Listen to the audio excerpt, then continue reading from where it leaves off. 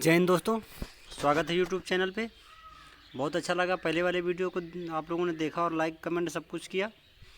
दोस्तों मैं बता देता हूँ आप लोगों को, ये जो मैंने शुरू किया है इसमें आप लोगों को एसएससी, बैंक, रेलवे, यूपी लेखपाल, मतलब एग्ज़ाम कोई भी हो, भूगोल में आपको ऐसा कोई टॉपिक नहीं मिलेगा जो मैं इसमें डालूँगा नहीं। दोस्तों शुरू करने से पहले मैं यही बताता हूँ आप लोगों को, आप लोग बस जुड़े रहिए धीरे से मेरे साथ। धीरे धीरे धीरे धीरे करके मैं सारे के सारे टॉपिक्स भूगोल में ऐसे पढ़ा दूँगा, बिल्कुल इजी तरीके से, जो आप लोगों को एक नोट की तरीके मिलेंगे, बिल्कुल नोट की तरीके लगेंगे। आप बस केवल एक बार पढ़ लीजिए और पढ़ने के बाद अगर नोट करना है तो नोट कर लीजिए, नहीं तो ये नोट की तरीके ही रहते हैं। सबसे पहले हम आज शुरुआत का बिल्कुल एकदम शुरुआत से शुरू करते हैं भूगोल कि भूगोल की उत्पत्ति कैसे कब कहाँ हुई, तो उसी हिसाब से हम लोग वो करते हैं। आइए दोस्तों शुरू करते हैं। शुरू करने से सबसे पहले हम लोग क्या करते हैं कि देख लेते हैं भारत का जो भूगोल है, भूगोल है क्या। भूगोल की सबसे पहले परिभाषा से शुरू करेंगे। भूगोल की डिफिनीशन क्या है। भूगोल वह वैज्ञानिक विषय है जिसमें संपूर्ण पृथ्वी अर्थात स्थलमंडल, जलमंडल, वायुमंडल और पृथ्वी के आंतरिक संरचना का अध्ययन किया जाता है।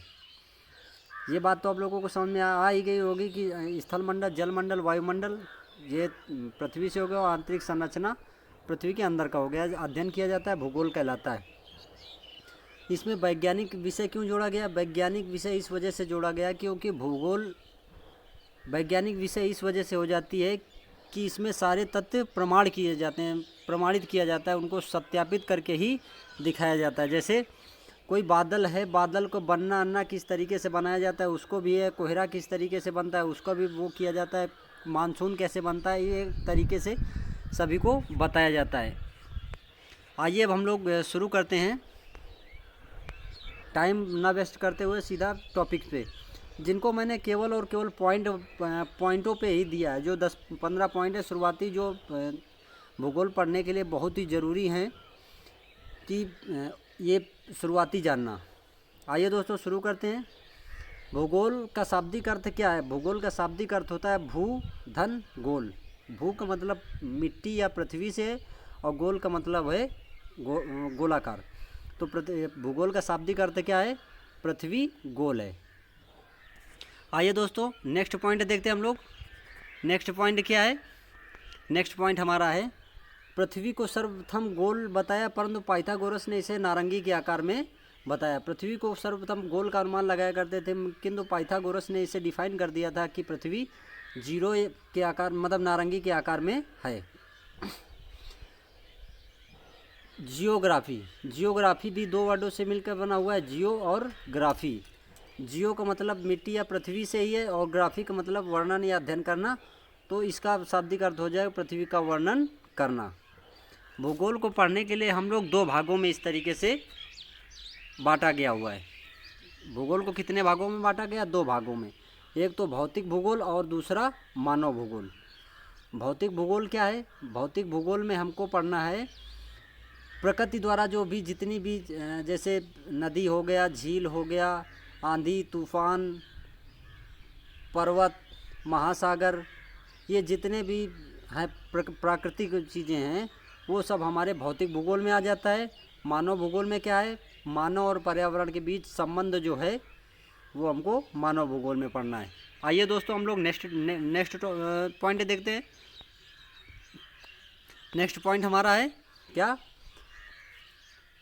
भूगोल का जनक हिकैटियस को कहा जाता है। भूगोल का जनक दोस्तों किसको कहा जाता है, हिकैटियस को कहा जाता है।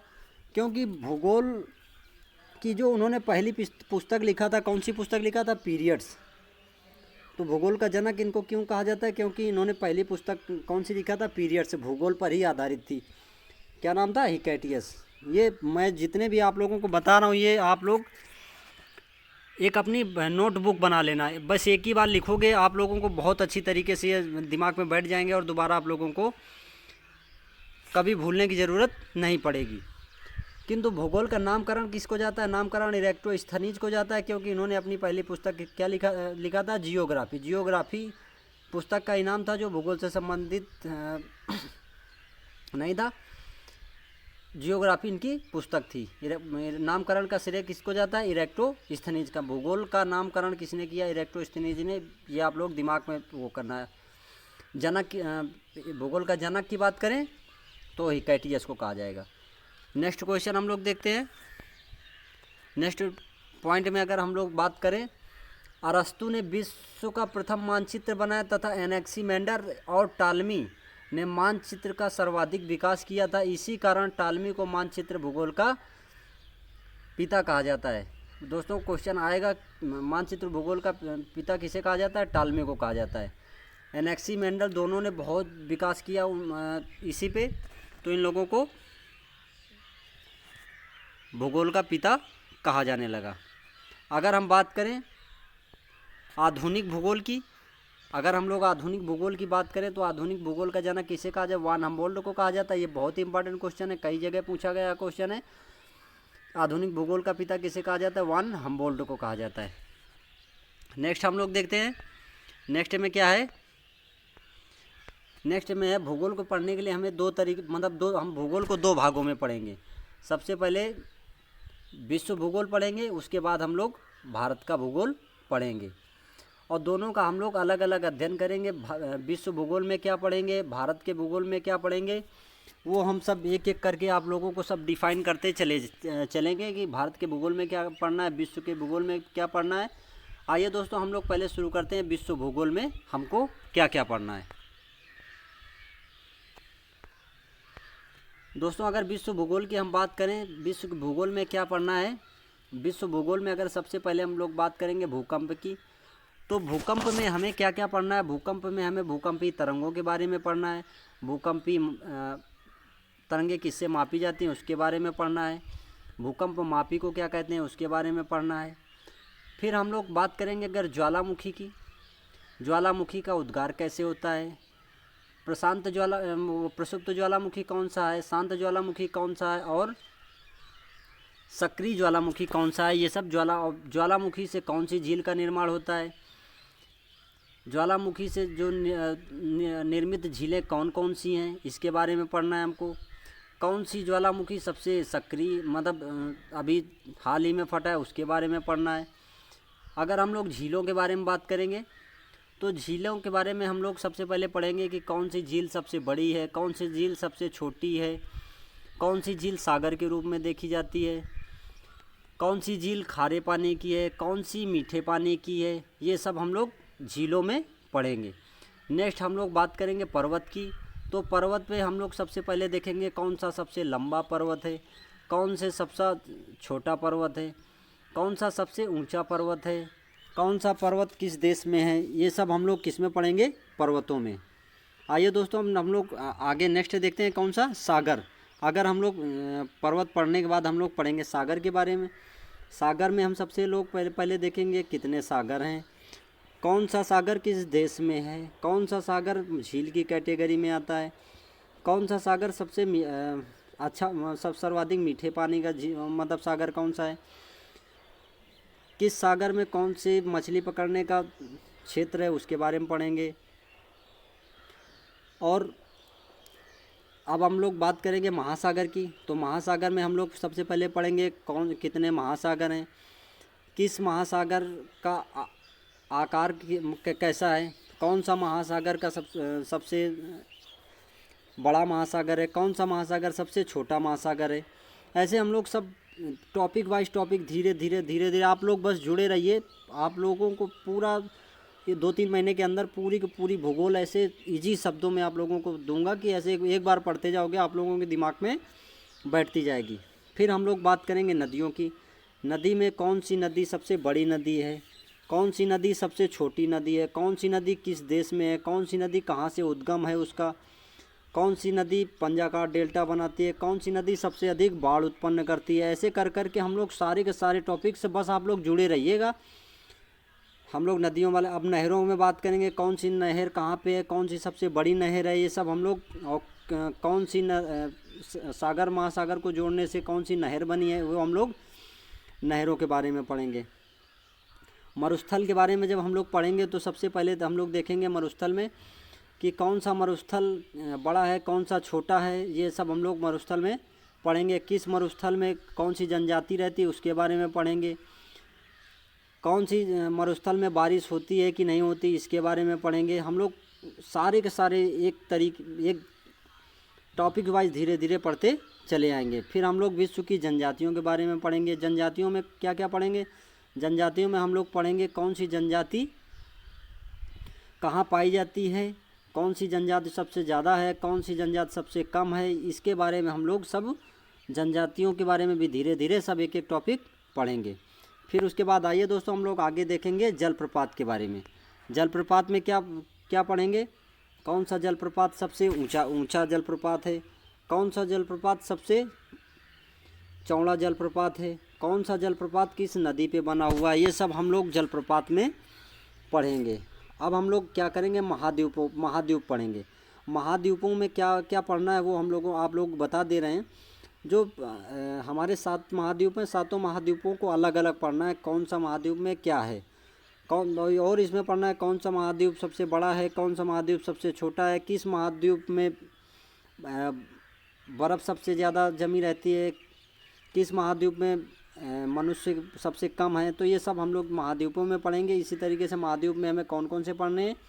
एशिया का पढ़ना है, अफ्रीका का पढ़ना है, और उत्तरी अमेरिका का पढ़ना है, दक्षिणी अमेरिका का पढ़ना है, यूरोप का पढ़ना है, अंटार्कटिका का पढ़ना है, और ऑस्ट्रेलिया का पढ़ना है।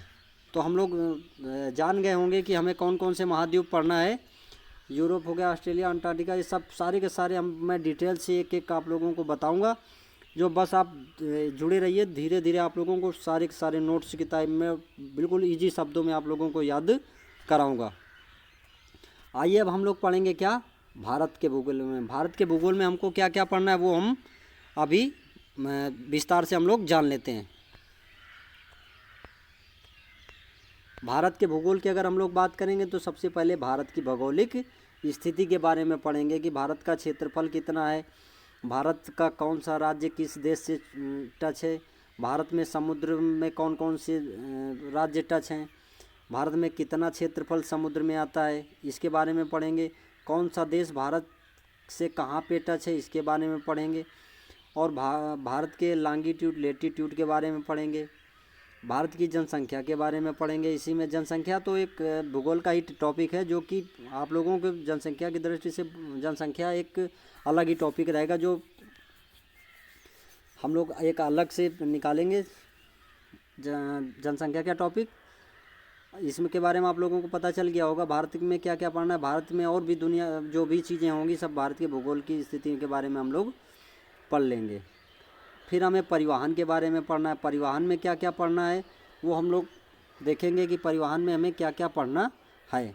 परिवहन में हमें जल मार्ग के बारे में पढ़ना है, रेल मार्ग के बारे में पढ़ना है, वायु मार्ग के बारे में पढ़ना है, और हमें जल मार्ग के बारे में पढ़ना है। सड़क मार्ग में हमें क्या क्या पढ़ना है, कौन सी कौन सा राष्ट्रीय राजमार्ग सबसे छोटा है, कौन सा सबसे राष्ट्रीय मार्ग सबसे बड़ा है। ऐसे हम लोग सारे के सारे के बारे में पढ़ेंगे। और रेल मार्ग में हम लोग क्या क्या पढ़ेंगे, कब शुरू हुआ, कहाँ से शुरू हुआ रेल मार्ग, अभी भारत में कितना है, ये सब हम लोग सब रेल मार्ग के बारे में पढ़ेंगे। वायु मार्ग में हम लोग पढ़ेंगे कौन कौन से वायु मार्ग कहाँ कहाँ पे हैं, कौन कौन से हवाई अड्डे कहाँ पे हैं, ये सब हम लोग वायु मार्ग के बारे में पढ़ेंगे। जल मार्ग को हम 2 तरीके से पढ़ेंगे। एक तो हमारा रहेगा क्या, आंतरिक, और एक रहेगा अंतर्राष्ट्रीय। अंतर्राष्ट्रीय में हमें क्या क्या पढ़ना पड़ेगा वो हम पूरा विस्तार से बताएंगे। बंदरगाहों के बारे में बताएंगे और आंतरिक बंदरगाहों के बारे में हम बताएंगे। राष्ट्रीय जो जल मार्ग हैं, आंतरिक जल मार्ग जो बने हुए हैं उनके बारे में भी हम बताएंगे। नेक्स्ट अब हम लोग देख लेते हैं मानसून। मानसून के बारे में अगर हम लोग बात करें तो मानसून भारत में कब आता है, किस राज्य में सबसे पहले प्रवेश करता है, कितनी बारिश भारत में होती है, मानसून को किस राज्य में क्या क्या बोला जाता है, ये सब हम लोग इसी में पढ़ेंगे। लौटते हुए मानसून कहाँ कहाँ बारिश करते हैं, ये सब हम इसी आप बस जुड़े रहना। टोटल का टोटल आप लोगों को मैं इसी में बताऊंगा। भारत में सबसे अधिक वर्षा कहाँ पे होती है, और जब मानसून आता है तो किन किन राज्यों को सबसे पहले बारिश मिलती है, कितनी बारिश किस राज्य को मिलती है, ये सब हम लोग मानसून में पढ़ेंगे। भारत की नदियों के बारे में पढ़ेंगे। नदियों में क्या क्या पढ़ना है, भारत में कौन कौन सी नदी कहाँ कहाँ से गुजरी हुई है, ये सब पढ़ेंगे। कहाँ कहाँ से होके जाती है, कौन सी नदी को बांग्लादेश में क्या बोला जाता है। ऐसे हम लोग सब भारत की नदियों के बारे में पढ़ेंगे। कौन सी नदी बाढ़ सबसे ज़्यादा उत्पन्न करती है, कौन सी नदी सबसे लंबी है, कौन सी नदी सबसे छोटी है, कौन सी नदी सबसे चौड़ी है, ये सब हम लोग नदियों के टॉपिक में पढ़ेंगे। हम लोग अब फिर पढ़ेंगे भारत के पर्वत के बारे में। भारत के जब पर्वत के बारे में हम लोग पढ़ेंगे तो पूरा टोटल हम लोग पर्वत के बारे में ही बात करेंगे। पर्वत में भारत का सबसे लंबा पर्वत के बारे में बात करेंगे, वलित पर्वत के बारे में बात करेंगे, नवीन पर्वत के बारे में बात करेंगे, और सबसे पुराने पर्वत की बात करेंगे। कौन सा पर्वत कहाँ पे है उसके बारे में बात करेंगे। हम लोग सब एक एक टॉपिक्स को अच्छी तरीके से हम लोग बात करेंगे। तो आप लोगों को ये सब ये यूट्यूब पे भी आप लोगों को बहुत ही कम मात्रा में मिलेगा कि कौन कौन से टॉपिक किस सीरियल में पढ़ना है, वो सब मैंने ऐसे सेट करूँगा टोटल आप लोगों को बहुत ही इंपॉर्टेंट क्वेश्चन। इसके बाद मैं पॉलिटी के भी एक दो टॉपिक धीरे धीरे जोड़ता रहूँगा। जैसे इसके बाद में मैं ह्यूमन राइट्स, मानव अधिकार का जोड़ूंगा, जो बहुत ही मानव अधिकार बहुत ही ज़रूरी है। मैं उसको नेक्स्ट उसमें वीडियो पे बना दूंगा, जो पॉलिटी का अलग बना दूंगा, प्लेलिस्ट में सब आप लोगों को अलग अलग मिलेगा। तो हम लोग अब क्या करेंगे, हम लोग अब पर्वत के बारे में पढ़ेंगे। भारत की झीलों के बारे में बात करेंगे। भारत में कौन कौन सी झील है, कौन सबसे बड़ी झील है, कौन सबसे छोटी झील है, और कौन सी खारे पानी की झील है, कौन सबसे ऊंचाई पे झील है, इन सब को हम बहुत ही डिटेल से पढ़ेंगे। और अब फिर उसके बाद हम लोग पढ़ेंगे राष्ट्रीय उद्यान। राष्ट्रीय उद्यान में हम लोग ये पढ़ेंगे कौन सा राष्ट्रीय उद्यान कहाँ पे स्थित है, और किस राष्ट्रीय उद्यान में कौन सा जीव के लिए मतलब प्राथमिकता दिया गया, किस जीव